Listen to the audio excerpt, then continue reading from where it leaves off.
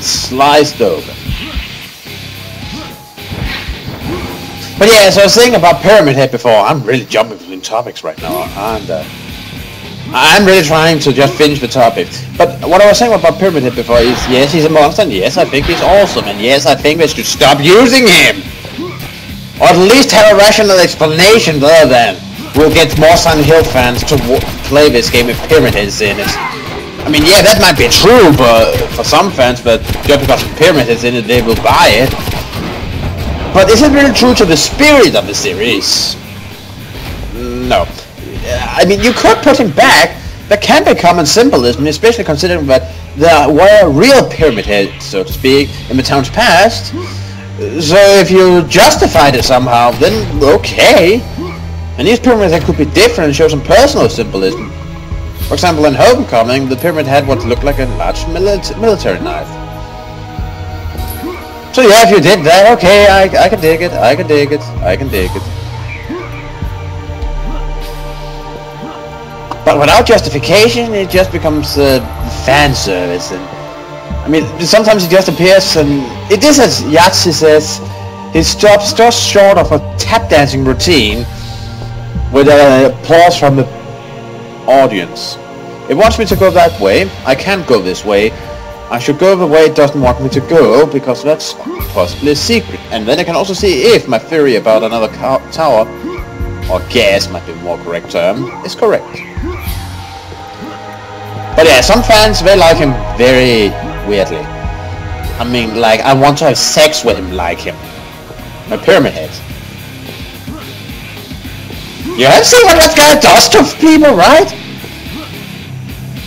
I mean, we only see him have sex with 3 things in the series, and all end up dead. That's not the kind of boyfriend you want.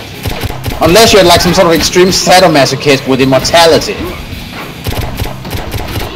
Or would that just be extreme masochist? Anyway, yeah, I don't get that. I mean, you can't even... I mean, even the theories about how they can reform and make Draco Malfoy good is better off than about Pyramid Head, because he's literally a manifestation of depravity. Like, that's what he does. He's not abused as child or something. No, he's a manifestation of sexual depravity, violence and cruelty in a very masculine form. And I'm going to go berserk.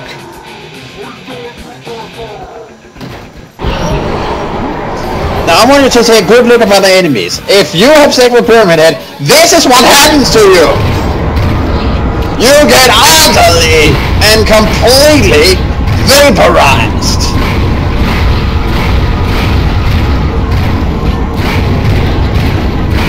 You get splattered all over the walls, and your organs will be seen as dust flying through the air. Will be nothing but a smear on the floor. You'll be so utterly eradicated that no one but the greatest masters of puzzles and enigmas everywhere will be able to put you together. You will be so utterly smashed that you will closely resemble a very thin ketchup with a bad taste. That's how you will end up. That's how you'll all end up. But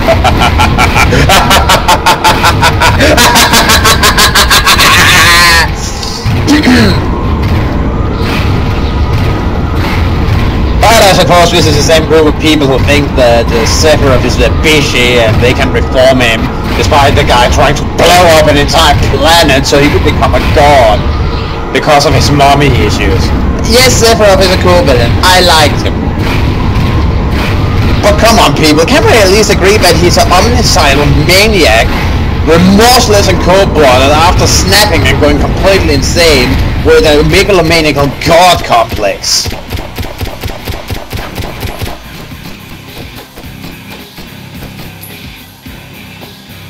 I don't think he's I don't think he's waiting for his true love to show up and reform him. Thank you very much, but that's just my opinion. Obviously someone begs to differ. And then there's the whole he's just a puppet of Genoa thing. That theory, I don't think there's much canon about it, but there'll surely be a compilation series that about it or something. Well, that's all questions, because God forbid the fans should actually think for themselves. I heard Crisis Core was good, but I played Dirge of Cerberus. Oh my god. Seriously. The story made no sense. The controls were horrendous. And the difference between Vincent in cutscenes and Vincent in play was so staggering, it borderline mind-blowing.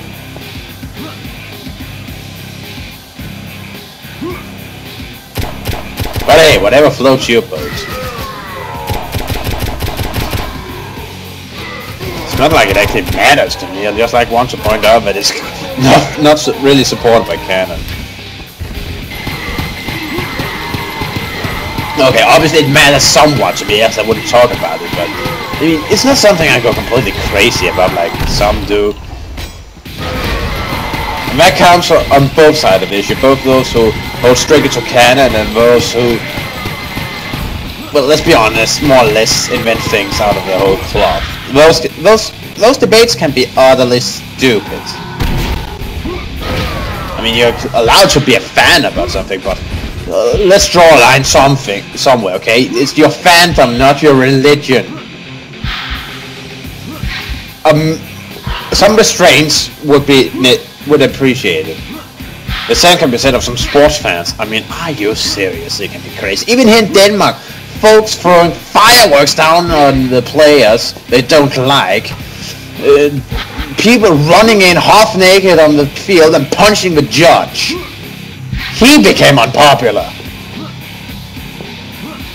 And yes, there was a guy who did that. I'm not kidding.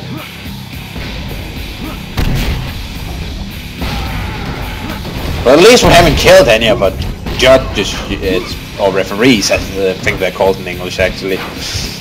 Killed any referees because we disagree with their decisions yet. At least I don't think so. I don't actually know. I hope not. I don't hope we're descended to that, or fans have descended to that level of craziness yet. I propose Danes, I was talking about the black humor and such, and well, some people are just shocked when they see what goes for humor in Denmark. I like black humor myself actually. Some black humor. Not all of it, but some of it. Sometimes it just goes and you become tasteless. And hey, that's something for everyone. Anyways, I remember a scene from, I can't remember the movie, but it's often shown as an example of Danish black humor. The scene goes with I think I don't know if you do that in other countries, but I think the most direct translation would be to blow eggs. Yeah, there's somebody out there snickering right now. I know it. It's basically you use, you know those things that come with juices, those pipes, small plastic pipes? I can't remember what I called in English right now. But I'm gonna use it to blow out the yolk. And yes, it's a secret. Hallelujah. And then that's so the egg doesn't become rotten later. And then you paint the egg. Right. So this group of people sitting out in the forest blowing eggs. And there's this one guy who has really much trouble with it, right? This lady, she's just laughing at how he can. I think she's a bit drunk, or possibly on drugs, I'm not entirely sure. But she tries to take the egg from him multiple times because he can't figure it out and stuff. And then he just punches her and breaks her nose. So her husband has to carefully take her away to avoid that further harm comes to her. Though he agrees that it was her own fault. So what's the joke, you say? Ask. Is it funny in Denmark that a woman get punched? In this case, yeah. But that's not the point. That's not what makes it funny. The funny thing is that a man gets so irritated about people correcting him about blowing an egg that he's willing to break their nose. That's funny! For a Dane. Yeah, you might kinda see why we're Vikings once. I mean, Danes, we're not completely right in the head. We're still Vikings. Some of us are. There are... yeah.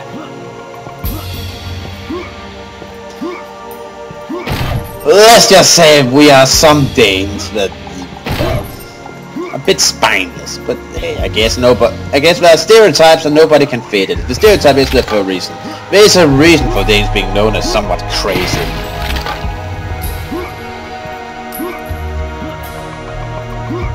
So yeah, that was an example of Danish black humor.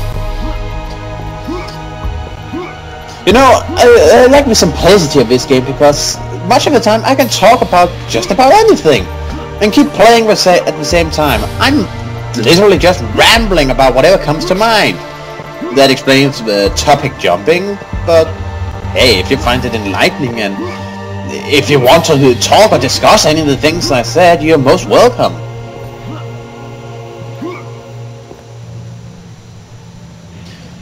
Okay. This looks a bit hazardous. Yeah, okay, this could end badly. Oops. Oh, you closed the door behind me? Assholes.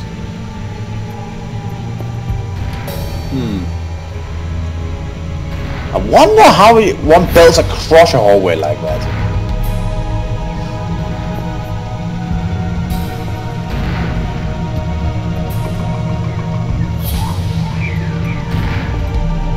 Come on, come on, come on, open up, open up. Let in!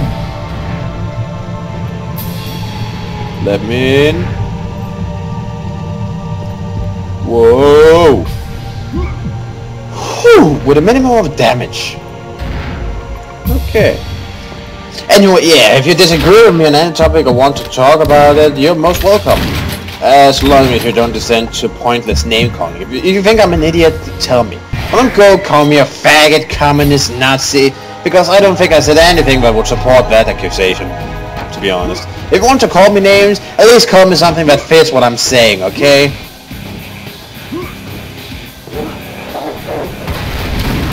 Oh, broom dogs! Suicide dogs.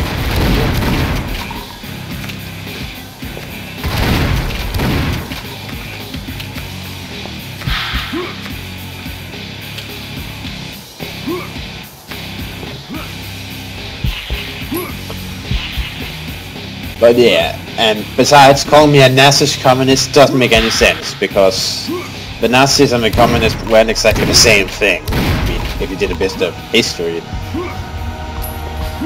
That reminds me of something I find incredibly funny. Obama.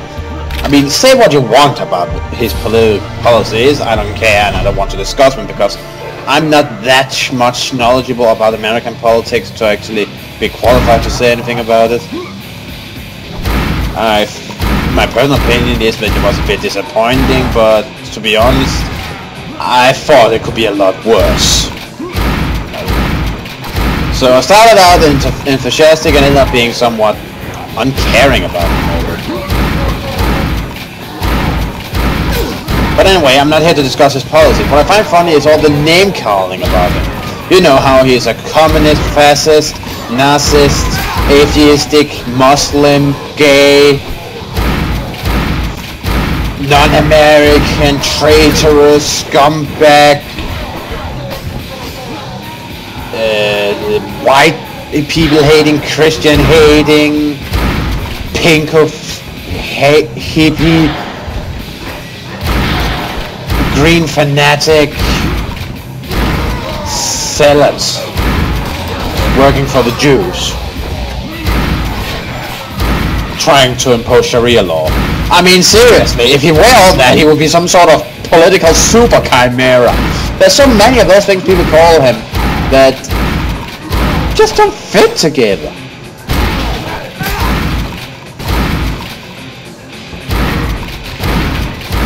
I mean, it's not even different people calling him different things that don't fit together. No, it's sometimes often the same people call him widely different things that just don't make any sense.